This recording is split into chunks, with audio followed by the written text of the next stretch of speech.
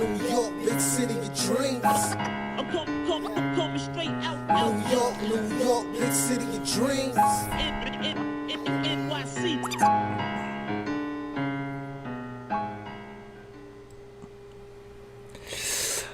What's going on? It's your Jailers from Nick of Time Show. Here giving you that Knicks talk just in the nick of time. And I'm pissed. I'm proud. But I'm pissed because the Knicks lose to the Brooklyn Paint. We lost to the guys, the Nets. 117 to 112. We lost to the Nets. The sixth man being the rest. But I don't care. Our guys played well. Julius Randle, 33 points, 12 rebounds, 6 assists, 3 steals. Shot 48% from the field. Not sure how he did that because he started off slow. Reggie Bullock with 19 points. Really, Reggie Bullock, 5 for 10 from 3. One of those games where Reggie Bullock actually showed up for most of the game. Barrett with 23 points. IQ, his first NBA starts. He drops 21 points as well, and Burks even chips in with 12. We have 5 players in double figures today. 5. We shot well from 3. We didn't play well in the second quarter. Played well at the end, and we lost it all in the fourth quarter because of these refs. Because of Ref Scott Foster, man. Ref Scott Foster just has it in for us, man. But before I even get deeper in this game, let me just introduce this guy. You already saw me with him earlier today. You already know who it is. It's Alex Trateros, also on Twitter as Alex Tratacaster. How you doing, man? How do you feel about this game? I'm a little pissed. I'm talking to my Knicks family, trying to calm down. But how do you feel about this game, sir? JLS is a long time no talk, right? Yeah, long time no talk. A whole 3 hours or something. But I'm really annoyed. The no call at the end where Kyrie Irving clearly hit the ball in Julius Randle's hand, which wouldn't have been a travel. Julius Randle, the Knicks would have had the possession again, or not possession again, but they could have continued the play. It was just a terrible call. Scott Foster ruins it again. The refs ruined it throughout the night. I mean, there was just some blatant, terrible calls, especially on Frank Ntilikina when he was guarding Kyrie Irving. Even when Alec Burks was guarding Kyrie Irving, where he was just tripping and falling over himself. Those are some pretty bad calls. But regardless of the refs and how they helped the Nets win tonight, the Knicks played pretty well for, towards the end. First quarter, they came out guns a-blazing. They were down by 5 points by the way they were playing. Everyone was just rolling on all cylinders. We saw Immanuel Quickley get his start, as you already pointed out. And they were playing very well. Offense was just flowing. You had Julius Randle, RJ Barrett, Immanuel Quickley. Reggie Bullock came out of nowhere and just started hitting threes, being that 3-and-D guy that we're expecting him to be. And everything was good in the first quarter. Then you saw Tom Thibodeau put the second unit in, just a complete swap. He left Reggie Bullock out there. He went 9 deep today. Was it 9 or was it 8? Was it 9 or 8? I feel like it was 9. It was 9 deep, but you don't really count the 9 because Obi Toppin only played about 3.5 minutes. So right. Bruh. I don't count that. But in the second quarter, he went like a full swap, left Reggie in there, and we saw that. This is the issue when you have IQ starting, is that, and when you're missing Derrick Rose. Regardless of how you feel about him, like Elfrid Payton probably wouldn't have. I don't know how much Elfrid Payton would have helped tonight. We got a lot of scoring out of IQ in the starting lineup, so that's a conversation for another day. But definitely Derrick Rose, missing Mitchell Robinson, because we saw Nerlens Noel couldn't defend the pick and roll tonight either. DeAndre Jordan, everybody and their grandmother was just going down the lane and getting passes from either James Harden and Kyrie Irving to finish. That second quarter was just brutal, man. But then we came back in the third quarter, right? And the third quarter we turned it on. And then going into the fourth quarter, we really made it a game. We got back within 3 points towards the end. And then the rest were just like, you know what? Screw it, yeah. We like the Nets. we like the better. We got money on the game. Let's just make our money. I feel like there's gonna be a documentary made about this game a few years ago when they found out half of these refs, including Scott Foster, has a bunch of money on this game and they blew it. Yeah, really? A documentary? That'd be impressive. Yeah, I think it's going to be a documentary. Maybe it's me being an overreactive Knicks fan and being that passionate about the game that I feel like they're going to make a documentary about this game that they just blew. But that's just me. But you know what? I'm going to start off I'm gonna bring some good to this review because you all suck, but I'm gonna point out some cool things, right? So first and foremost, let's talk about the emergence of IQ and what he brings to the table. I've said before that I really wanted IQ to start. I said this in preseason, actually, before Derrick Rose got here. Now that Derrick Rose is here, I'm like, all right, maybe he can stay on the bench.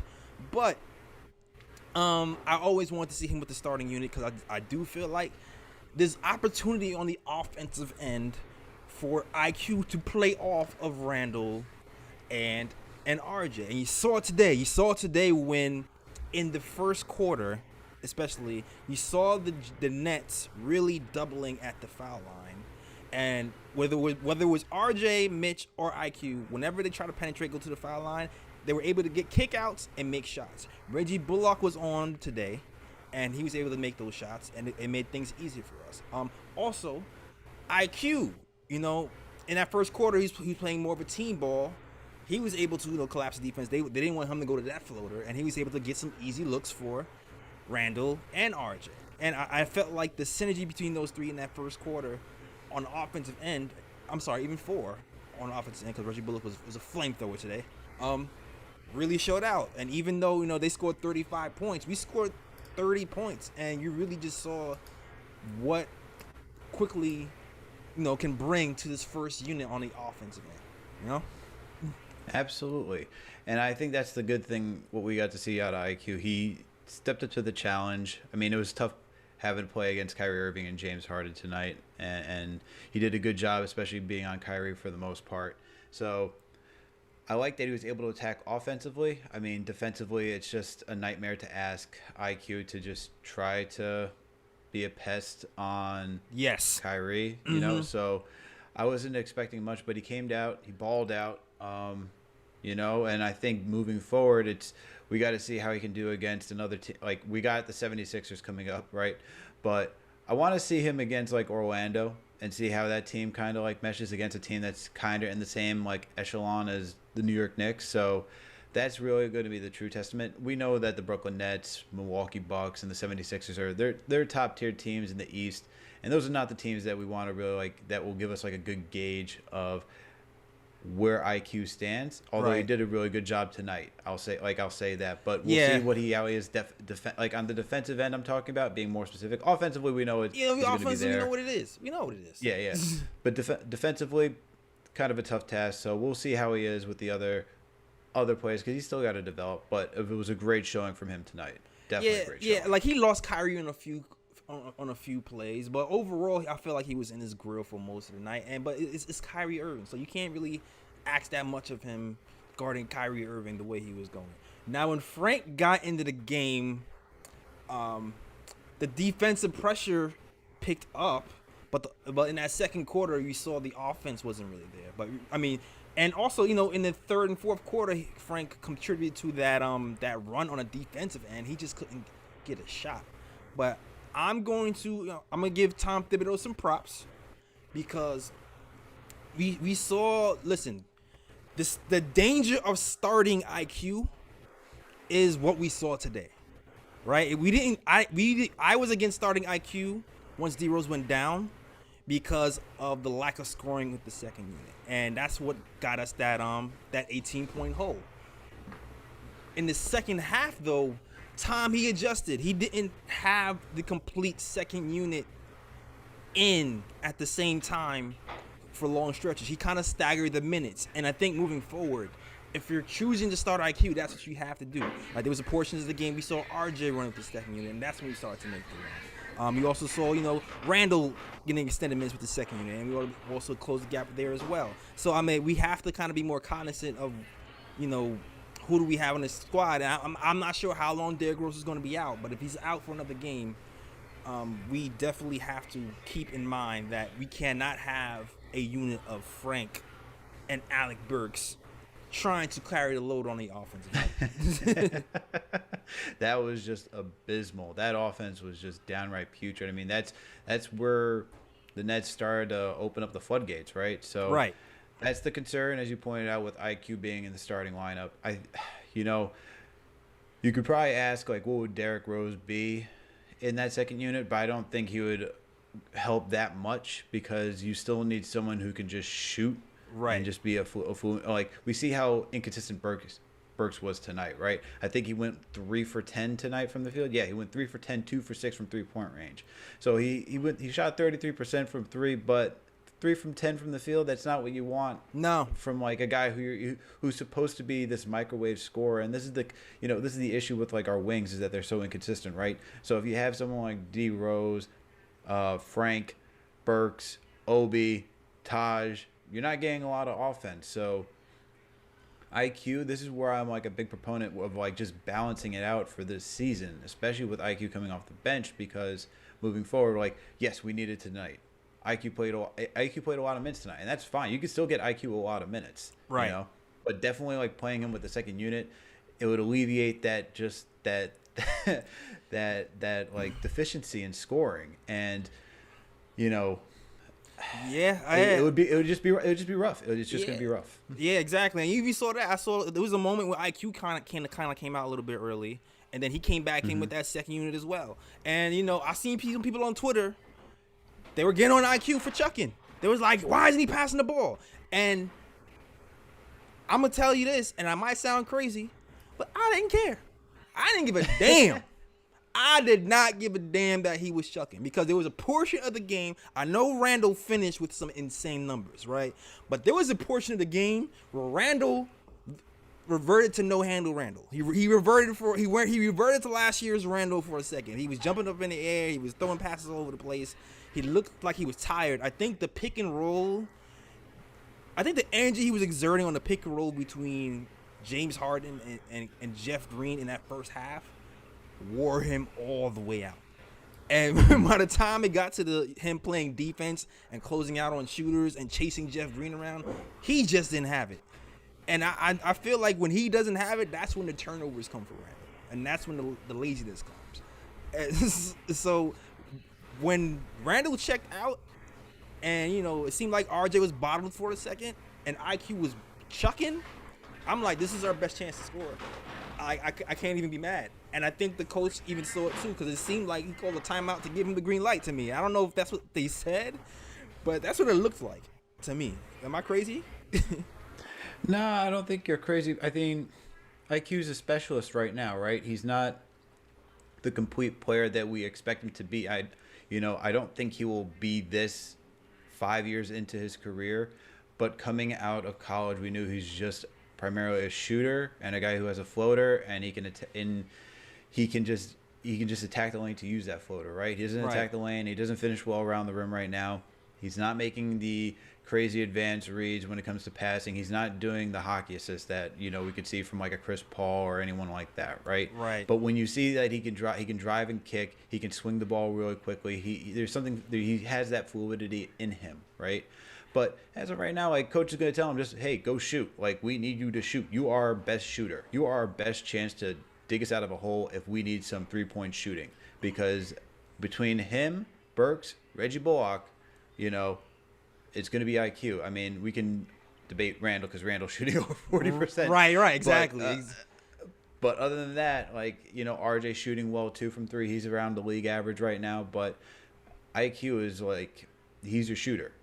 When he crosses half court, defenses have to honor that. So absolutely, I think coach is just like, hey, let it rip. Absolutely. And I'm going to get into RJ in a minute because I feel like RJ is one of these Knicks today who just really showed up, and he was underrated and he became part of that push. But before we even get into RJ, I'm gonna just salute to everybody in the chat today, man. Listen, the Knicks lost to the Nets, and it doesn't matter because they cheated. Foster, they just cheated. Ref Scott Foster had an I still remember when Ref Scott Foster kicked out Courtney Lee like 4 years ago on some BS call at half court. I still remember that. That guy does not like us, Alex. I'm telling you, he doesn't. I'm telling you. But shout out to the chat. Let me shout you out real quick. Salute to Fritz Alicentor. Shout out to SK. Shout out to Mark W. Shout out to Leos Asieno. Shout out to Kevin Middleton. Shout out to everybody who came to check you out. Shout out to CP the artist. I saw you here a little bit earlier, Raphael Burgess, and everybody else was rocking with the KOT show. And especially if you were here earlier, you caught the kind of the pregame / Andre Drummond breakdown. Shout out to you guys and people who watch the KOT show. All right. Big ups to you guys. And also, shout out to Keenan Lambert as well, man. Yeah, salute to you. Yeah, good stream, DJ says good stream. Thank you, DJ. Salute to you. Thank you for the compliment. If you like the content, you like the show, please like, subscribe, and share it to the people. I'm a Knicks fan. I'm doing KOT show for a few years, and now we get into the live stream game, and yeah, we're gonna see how this goes. All right. Now let's talk about it. RJ Barrett, man. RJ Barrett to me is looking like a legit Robin. Before we didn't know who the second option was going to be. It was pretty much second option by committee. But today, and even within the last few weeks, I would say he's just stepped up exponentially. You know, last game today he averaged 23 points, 6 rebounds, 4 assists, 1 block, 1 steal. But what impressed me about today was his ability to carry a team in pivotal moments. We talked about how the second unit was kind of low in energy, and they lost its lead. It got us an 18-point lead. A big reason why we even came back was because the offense was kind of going through RJ a lot. And he made a few really big clutch buckets, especially towards the end of the fourth quarter, when he lowered his shoulder into DeAndre Jordan's chest and put the ball in the basket on a fast break, and things like that RJ is showing right now is kind of pretty unbelievable. And he's only 20 years old, the youngest Knick on the squad, and it just seems like it's gonna be sky's the limit for RJ. Yeah, absolutely. I mean, look, RJ finished tonight with 23 points, 6 rebounds, 4 assists, 1 steal, 1 block. Dude was just all over the place, and he only had 1 turnover doing it. And, he was being that secondary playmaker. He was, he was pushing in pace the best he could, trying to bring the ball up court and try to get the offense organized and just get something, going, right? RJ... It's good. It's great to see. I mean, we always say this all the time. It's great just seeing RJ come into his own. You just see it. He's just putting the work in, and it's translating. Tibbs always says the magic is in the work, and you really see it with RJ because every single game he's starting to get better and better and better. So the sky's the limit for him. He's only 20 years old. I can't wait to see what he looks like when he's 25 and in his prime because he's just bullying people around. When he took it in against DeAndre Jordan or just going up against James Harden or whoever was in the lane, even Jeff Green, he had no fear, right? Mm-hmm. He had no fear when he was going to the lane, and that was just beautiful. So him and Randle is just bully ball season. I love it. Those guys can get to the rim at will because of their size and their strength. So I just can't wait to see what else is going to happen for him. That's really all I had to say about RJ. Yeah, absolutely, man. In general, I'm just really proud of this team in general, man. I'm just really proud of this team. I know we lost. We saw Julius Randle kind of get ticked off at the end. He wanted to fight the ref because it was a BS call. Kyrie had his hand on the ball. It wasn't a travel. I know somebody was like, well, he touched the floor first, but if you drop it at the same time, it's still not a travel. It's just not. When we wrestled the ball away from Joe Harris, that shouldn't even been a jump ball to begin with. That should have been possession, in my mind, anyway. So I don't understand how you go from not a foul to a jump ball when we gain possession from taking the ball from the Nets. But those are the things that that's neither here or there. We still had to shorten some things up. We still had the opportunity to hit some open shots. We saw Alec Burks miss a few open threes. We still kind of blew it in that second quarter a little bit with the second unit lineup. But overall, I just feel like we did fight back, and there's something to hang our hat on. There's something to hang our hat on, man. We are not the team that's supposed to beat the the Brooklyn Nets. I mean, you know who they are. You know who they are. But we're not the team who's supposed to do that. We're not. And for us to come away the way we did with having the refs have to cheat, I can live with that tonight. I'm just hoping that we have enough in the tank to beat the 76ers tomorrow, because we got the 76ers tomorrow. So look out for that. You know what I mean? Yeah, absolutely. Got the 76ers tomorrow. It should be another good game. A very promising showing by the New York Knicks. We were coming into the night, we were 4th in defensive rating, and the Brooklyn Nets are number 1 in offensive rating. So it was a clash of two Titans, you know. So and the Knicks and the Nets are complete opposite. Nets are 25th in defensive rating, and the Knicks, I can't remember correctly where they are in offensive rating. I think they're like second or to last or third to last in offensive rating. So really a clash of two Titans in two different ways. But we showed out. We came out, and you can hang your hat on this game, seeing that the Knicks have a lot of grit in them. Right. And after 2 games removed from that Bucks game where we got blown out, and then we beat OKC, and then we were still in it for the Nets game. You know, it's a true testament to what Tom Thibodeau and the coaching staff has done. It's a true testament to Julius Randle, RJ Barrett for coming in prepared. Just a true testament to the team in general for the culture that they're creating, and just the ability to keep on fighting. That's what you want to see from this team. That's what, you know, when you're a free agent and you talk about like star hunting, when they want to see what's the direction of the team going. Exactly. This is the stuff that they want to see. Absolutely. This is the stuff they want to see, because now, you know, it's like, oh, when I'm a free agent, they don't have to give up a lot of assets. We can continue to build, and we can potentially have something. And it's New York, you know. Look, Kevin Durant and Kyrie, they came to New York and went to the lesser franchise, but exactly, it's still New York town. Let's not forget that. I'm keeping that same energy. I don't care. This is a New York time. I'm not gonna run. I'm not gonna run win or lose. This is a New York town. I don't care what billboard you put across the street from Madison Square Garden. This is still a New York town. I don't care who's over there. More people gonna be watching the Knicks than the Nets any day of the week, win or lose or draw. My bad. Go ahead. Nah, it's all good. It's all good. But yeah, that's you know, this is gonna be the stuff that attracts free agents, is being in New York City. If you win with the Knicks, you know, it's the Knicks own New York City. So if you can win with the Knicks, for a franchise that hasn't won since '73, for a fan base that's just dying for success, it's going to be on a whole other level. You'll get a statue outside of MSG. I can guarantee you that. Absolutely. If you can win here, you will be a god. So listen, man, when it comes time to get these free agents over here, the foundation that Tom and Leon and Worldwide West are brilliant right now. Shout out to Worldwide West. It's gonna count. It's gonna count for something, man. So let's just keep building. We're going in the right direction. All right. And to your point, the defense stepping up. 21 points in the fourth quarter after giving up 67 in the first half. 21 points in the fourth quarter. So we need to play that. We need to do that all game, though. We definitely need to do that more all game.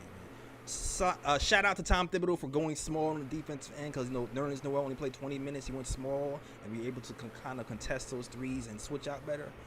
And it worked out for us. Maybe the next game, if we match up again, we'll be able to adjust even better and go small even a little bit more often.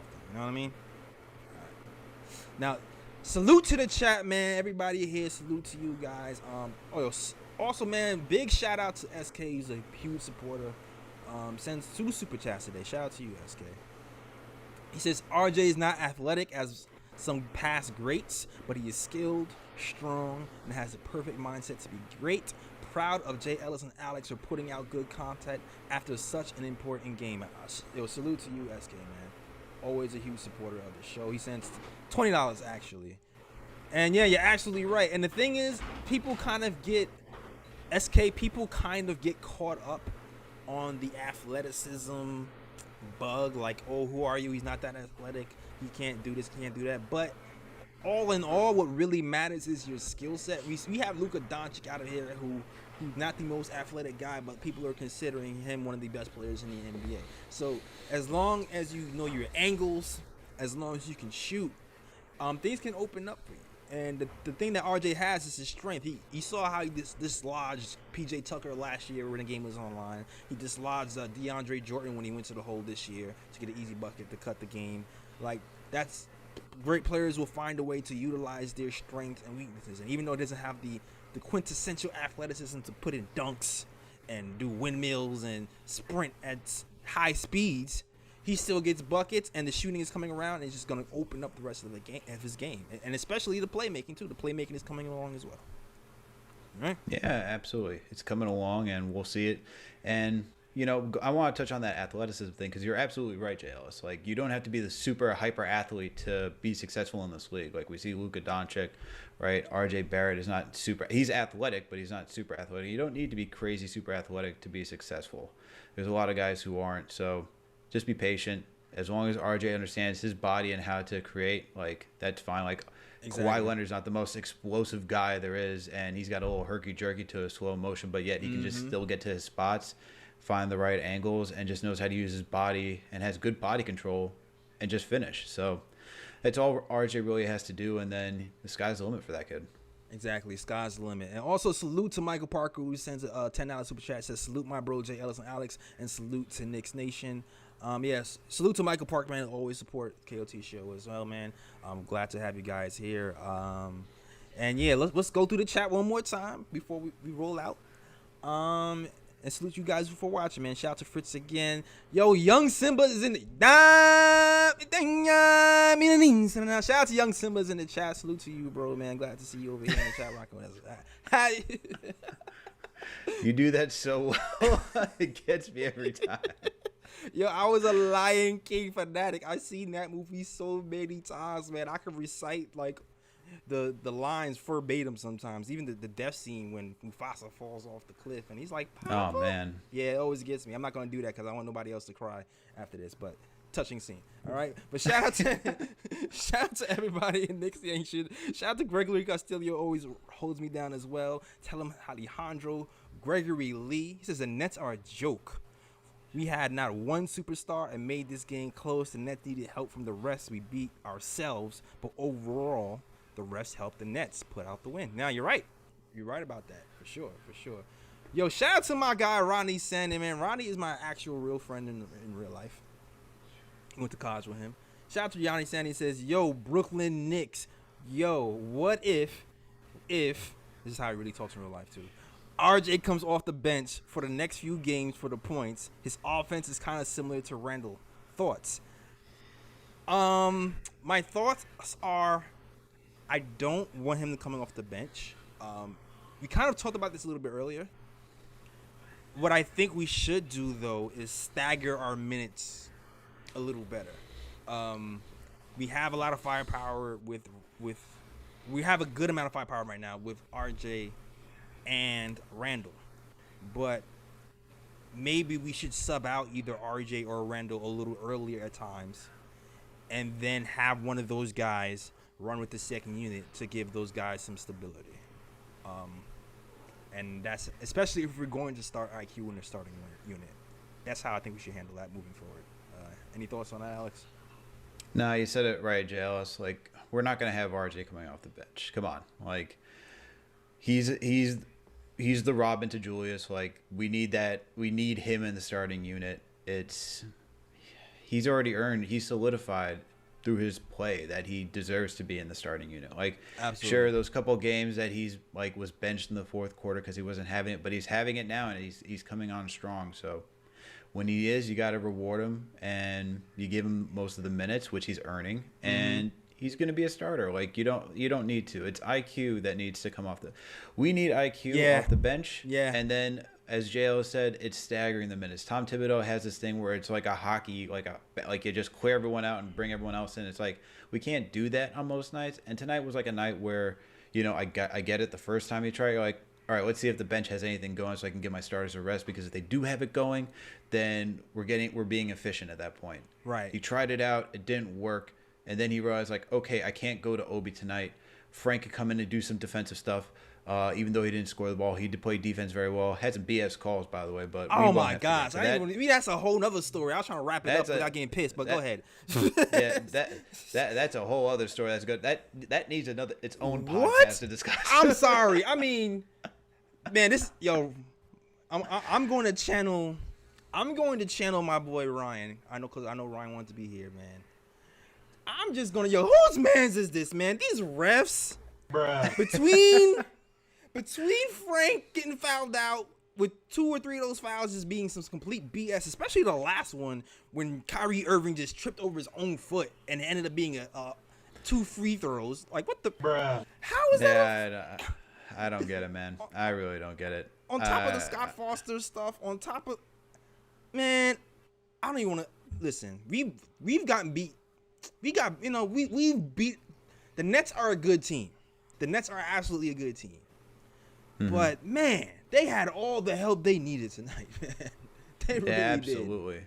They really did, and they don't really need it either. That's the other thing. But yeah, so it's really just like it's just staggering minutes to get back to the original question. You just gotta stagger it better. We can't have the whole hockey assist. And like I was saying, like we saw that it didn't work, but towards the end, Thibs realized like, all right, I can't just clear the entire bench for this. I can't use my guys, so I got to stick with my starters, and I got to figure out. And he did it. We saw rotations that included Frank Ntilikina, R.J. Barrett, Right. Reggie Bullock, Alec Burks, Taj Gibson. Then he replaced Taj with Julius. So he did it. And then we saw R.J. on the bench, and he had Julius in. We saw all these mix and matching lineups. So Yes. Thibs figured it out. coached. So it's coached. fine. He coached tonight, and it was like out of necessity he did it, Yeah, but he did it. But he did it. And to his point, like his last 2 games, he was coaching. He was coaching. Like I do feel like that OKC game, we won because he just pushed the right buttons. We had a lineup with just an all veteran lineup against a young team, and I think it was Reggie. It was Reggie, Burke, with Randle. And I'm counting RJ as a veteran because even though he's only his second year, I count him as a super vet because he just has that aura about him. And they all played point guard by committee with no Frank and no IQ, and they won that game because Tom Thibodeau just experimented with weird lineups and it worked. I don't know if they practiced with that lineup, but that lineup worked yesterday, and it helped us get that OKC win. And I feel like that same thing happened tonight where he just started pulling lineups out his butt, and it cut into the lead. We were down 18 points. He started mixing and matching, and all of a sudden, we were in this game, made some excellent defensive stops with under 23 seconds left and almost stole the win in Brooklyn. If that would have happened, man, yo, shout out to Cleveland, man show. If that would have happened, man, because there was already giving Julius Randle MVP chance in the first quarter when he's at the foul line. This is our house. I'm just letting you know. I know y'all in the backyard and y'all here, and this is what the Barclays Center with the Nets play, but this is still our house. Even if we lost, it's still our house. You hear the MVP chance. I'm just saying. If we'd have won that game, woo. I don't know what arena you're talking about. The only one I know in New York is Madison Square Garden. That's all. I mean, that's Madison Square Garden too. That's all that part. That's Madison Square Garden dose. All right. And I mean with all disrespect, okay? All the disrespect. All the disrespect. You already know what the KLT show is called. We call them the what? The Brooklyn Paint Jobs. That's what we call those guys. All right. Why do we call them the Brooklyn Paint Jobs? Because they're not really from Brooklyn. They're a gentrified New Jersey team. They just took their team, painted them another color, and then called them Brooklyn. Kind of like what they do to other neighborhoods here, when they just put some paint on it, open up a Starbucks, and call it something else. I'm pretty sure there's a Starbucks in there too. All right, I'm just saying. All right. Oh God. Oh man. All right. Yo, I'm done. I hope y'all enjoyed the show, man. Let me just salute to the chat one more time. I don't know who creeped in here while we were talking. And hit that thumbs up button.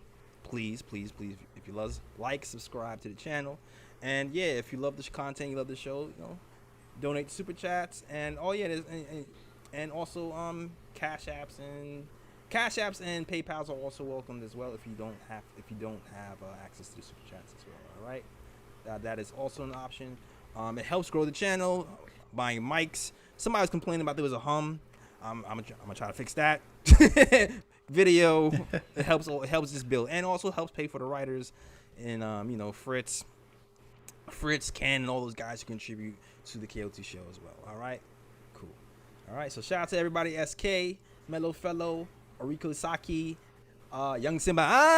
Shout out to you, my guy. Rio Squad. Tell them Alejandro's always here early. Gregory Castillo was always shouting me out, telling me I should be the 3-point shooter of the Knicks and putting me in the All-Star games, doing all these other crazy posts. Shout out to you. And everybody who just rocks with us, man. Corrupt Killer, shout out to you. All right? Yeah, exactly. Shout out to you for Corrupt Killer who's supporting both shows.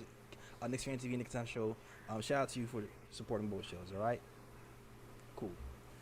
All right. I think that's all we got to talk about. Knicks lose. Next game is coming up tomorrow versus 76ers. Hopefully we get that win, okay? Now, Alex, tell them where they can find you, sir. Jay Ellis, thank you again for inviting me on in the same day. The same day. Twice. Oh, Two my shows. God. Two One times day. back to back. Back to back. No Drake required. Just us. Oh, man. Always fun, man.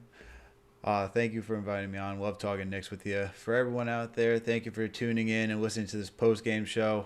You can find me on Twitter at Stratocaster101. It's like the Stratocaster, the guitar, but with my last name, Stratocaster. It's a play. You can find my work over at Hoops Habit, part of Fanside. You can find my work at KnicksFanTV.com. You can also listen to the podcast, Knicks, Jets, etc. It's on all streaming platforms, Anchor, Stitcher, Apple Podcasts, Google Play, Spotify, you name it, we're there. And also, you can find me on Tally's site where I do my sports betting. All that. Follow him in all those different places. He does great work, and he always contributes nicely to the conversation when it comes to that Knicks talk. So shout out to you, Alex. Love having you over here. All right. Appreciate it, bro. All right. You know where to find me too. As you know, they call me Jealous Draws Things because I draw things. I'm a designer, as you know. I do the merch. I do the layouts.